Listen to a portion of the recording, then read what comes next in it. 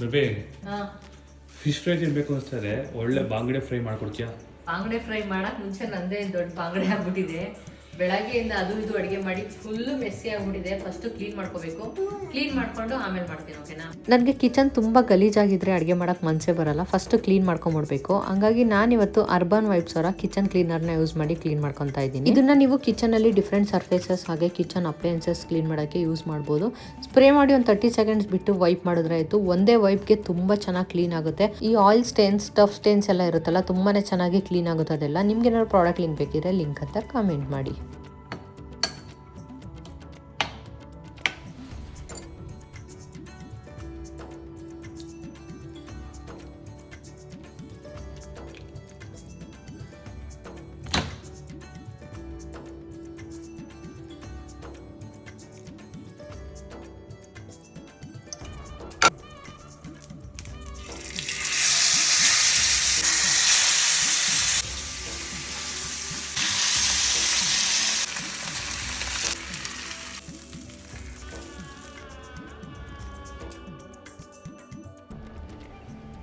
ಸಿಕ್ಕಾಪಟ್ಟೆ ಘಾಟ್ ಹೊಡಿತಾ ಇದೆ ಬಂಗುಡೆ ಫಿಶ್ ಫ್ರೈ.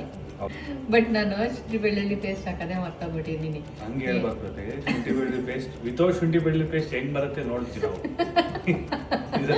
ತಿನ್ನೋಣ ಬಾ. ಶುಂಠಿ ಬೆಳ್ಳುಳ್ಳಿ ಹಾಕಿಲ್ಲ ಅನಿಸ್ತಿಲ್ಲ. ಏನು ಅಷ್ಟೊಂದೇನು ಡಿಫ್ರೆನ್ಸ್ ಅನ್ನಿಸ್ತಿಲ್ಲ. ಚೆನ್ನಾಗಿದೆ. ನೀವು ಕೂಡ ಈ ಥರ ಮಾಡ್ಕೊಳ್ಳಿ, ತುಂಬ ಚೆನ್ನಾಗಿರುತ್ತೆ. ಬೇಕಂದ್ರೆ ಶುಂಠಿ ಬೆಳ್ಳುಳ್ಳಿ ಪೇಸ್ಟ್ ಆ್ಯಡ್ ಮಾಡ್ಕೋಬೋದು.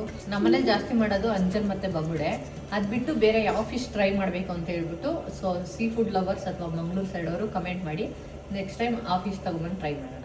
ಸೊ ಸದ್ಯಕ್ಕೆ ಈ ರೆಸಿಪಿ ಇಷ್ಟ ಆಗಿದ್ರೆ ಲೈಕ್ ಮಾಡಿ. ಹಾಗೆ ನೀವು ಮಾಡ್ಕೊಳ್ಳಿ, ತಿನ್ಕೊಳ್ಳಿ, ಹಂಗೆ ನಮ್ಮ ಪೇಸ್ಟ್ ಫಾಲೋ ಮಾಡ್ಕೊಳ್ಳಿ. ಇದೆ ಅನ್ಸುತ್ತಲ್ಲ, ಬಾಂಗಡೆ ತಿನ್ಬೇಕಾದ್ರೆ ಮುಳುಗಾಗಿ ಯೋಚನೆ ಮಾಡಬಾರ್ದು.